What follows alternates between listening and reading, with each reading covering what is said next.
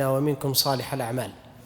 أيها الأحباب، أتحدث إليكم عن عبادة عظيمة جليلة، وهي غاية في الأهمية، ألا وهي حسن الظن بالله تبارك وتعالى.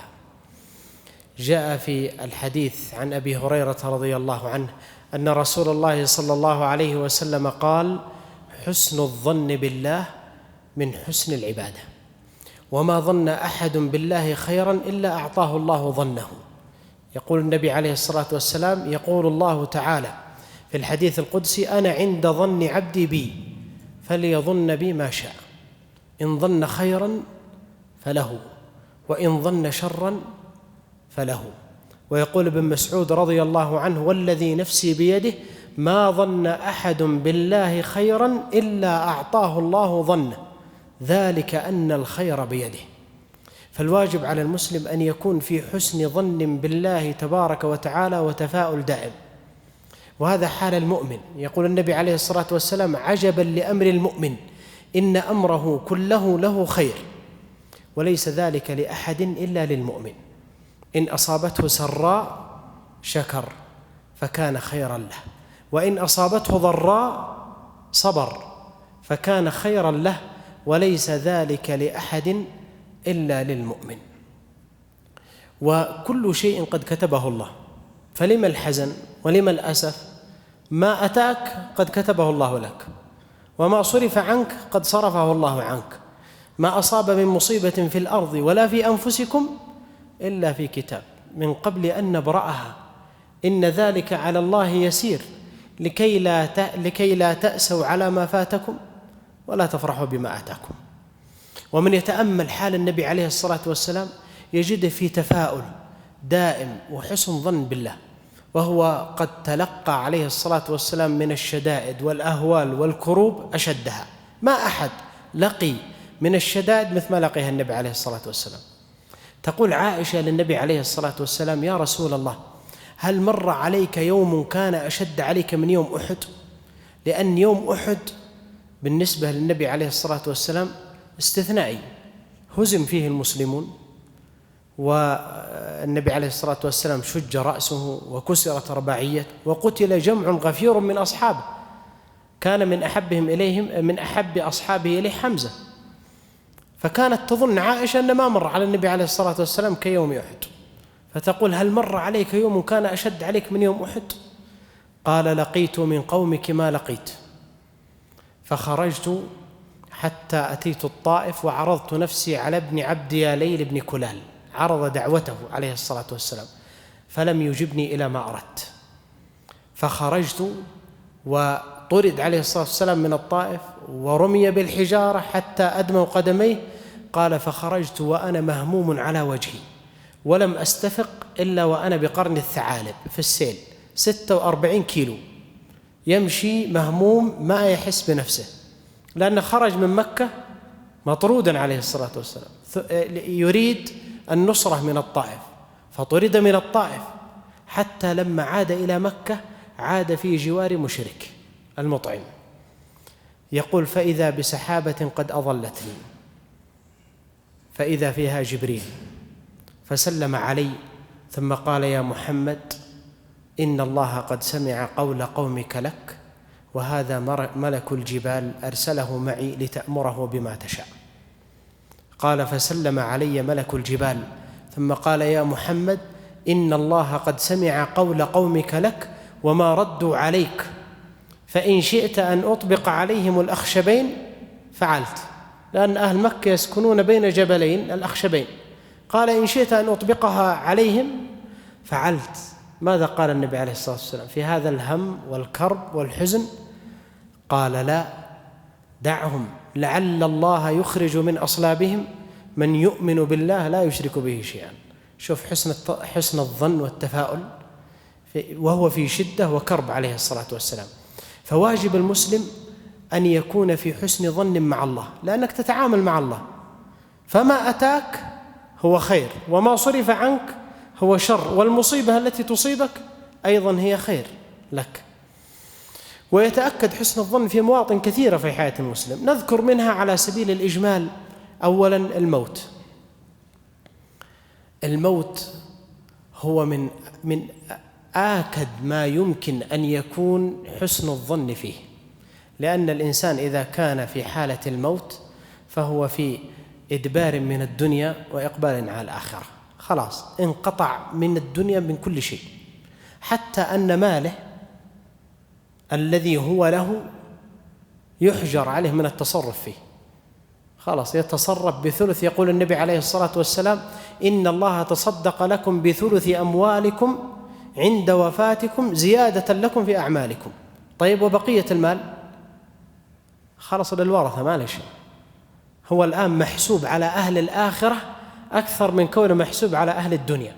لذلك يقول الله: ولقد جئتمونا فرادا كما خلقناكم أول مرة وتركتم ما خولناكم وراء ظهوركم. يخرج من الدنيا كما جاء بدون شيء، يخرج منها بدون شيء.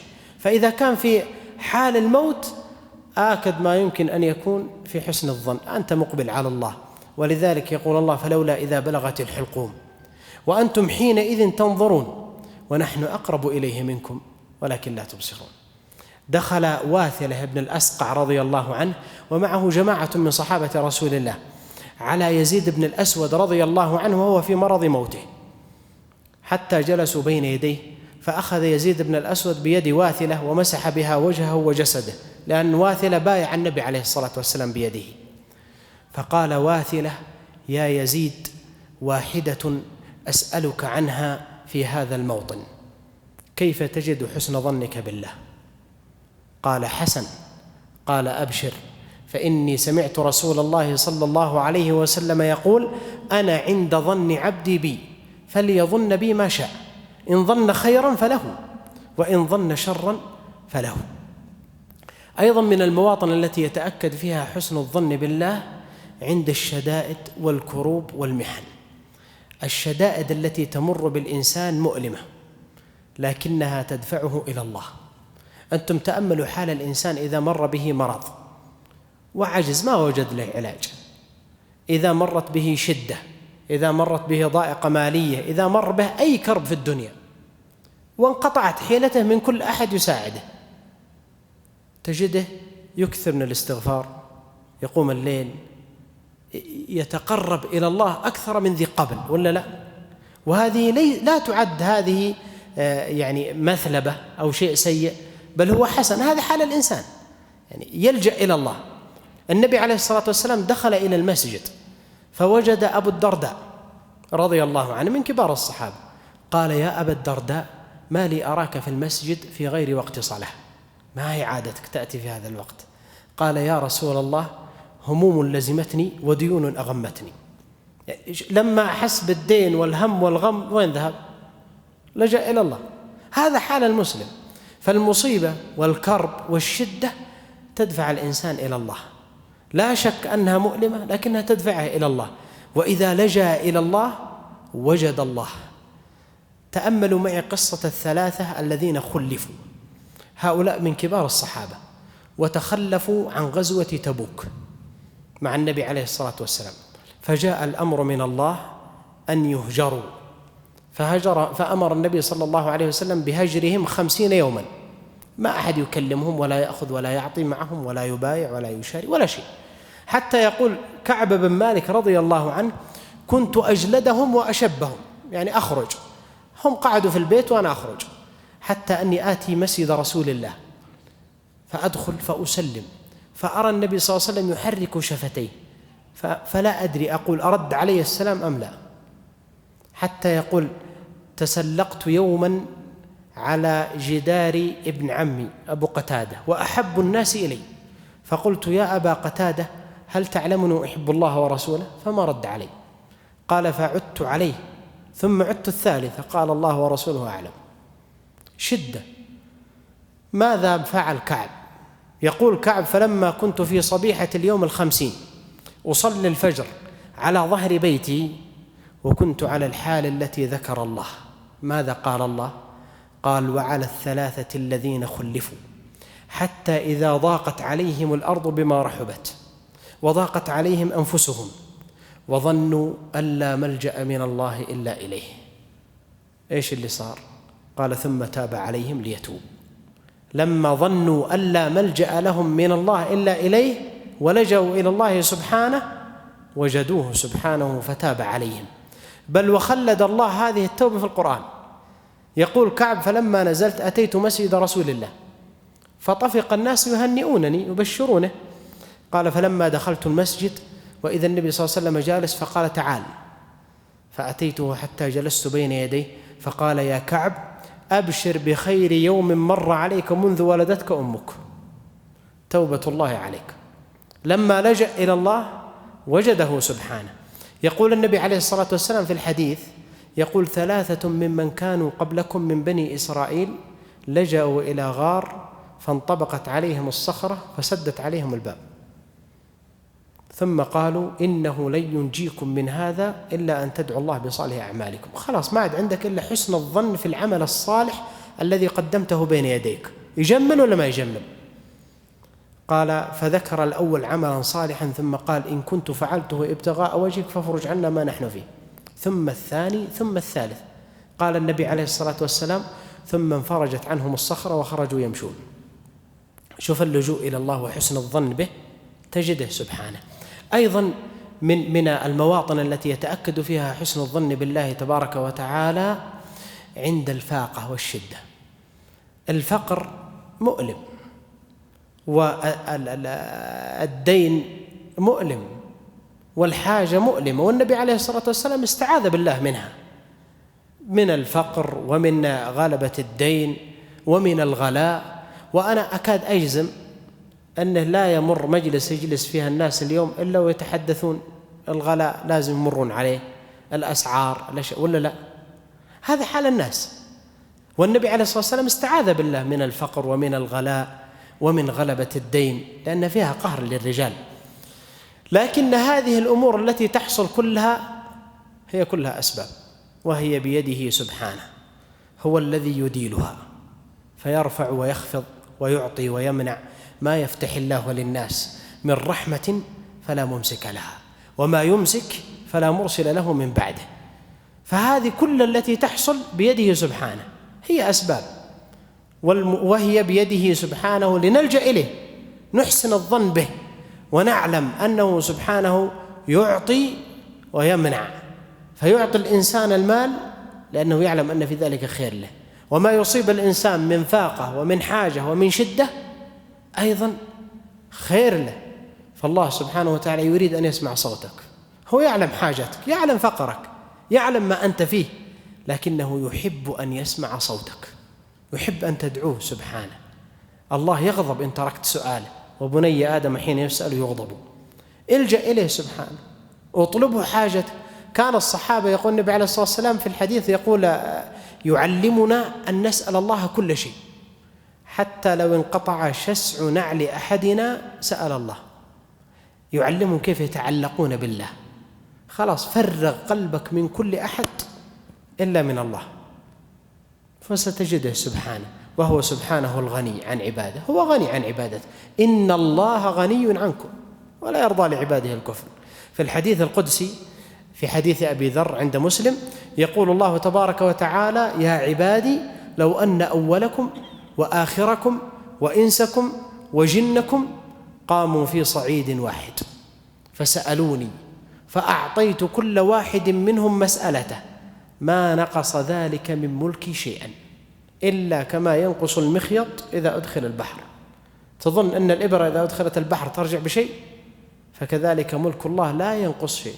الله سبحانه وتعالى في الحديث يقول: يده سحاء ملأ يبسطها سبحانه بالليل وبالنهار، فالجأ إليه واسأله حاجتك واطلبه. في الحديث يقول النبي عليه الصلاة والسلام: من نزلت به فاقة فأنزلها بالله سد الله فاقته، ومن نزلت به فاقة فأنزلها بالناس لم تسد فاقته. تعلق بالله في كل شيء وأحسن ظنك به، واعلم أنه سيعطيك.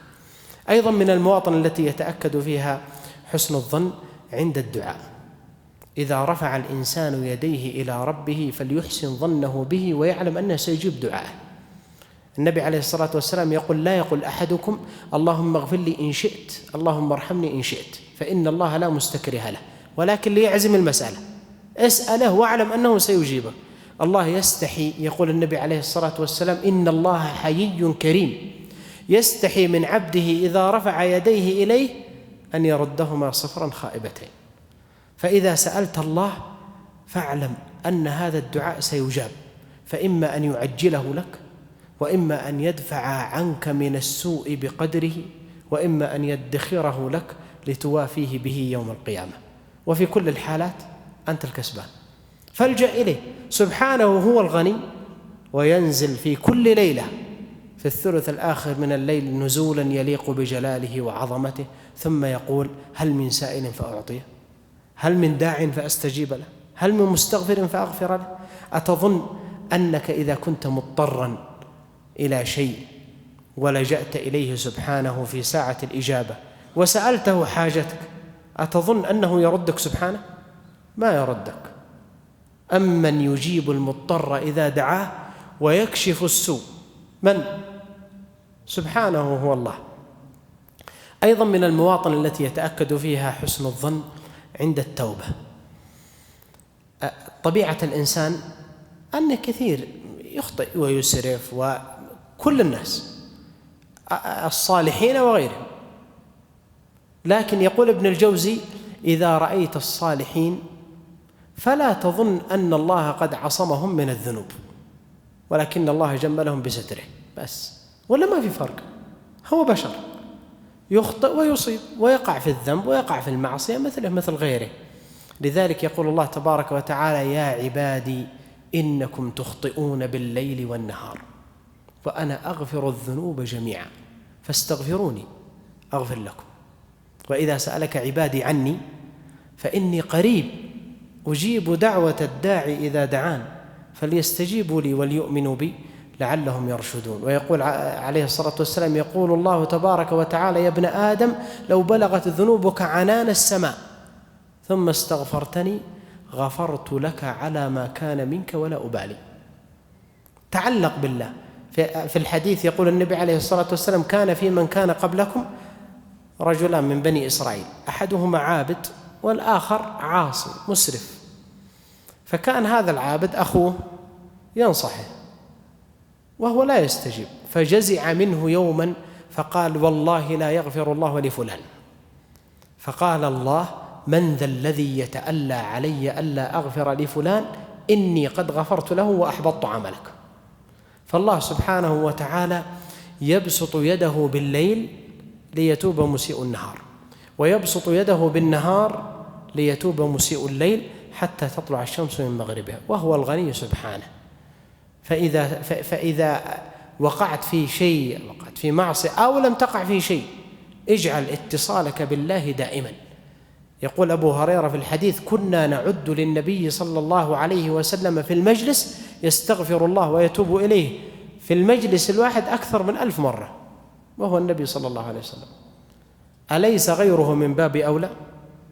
نسأل الله تبارك وتعالى أن يجعلنا وإياكم ممن يحسن الظن به، وأن يجعلنا وإياكم من الذين يستمعون القول فيتبعون أحسنه. وصلى الله وسلم على نبينا محمد وعلى آله وصحبه أجمعين.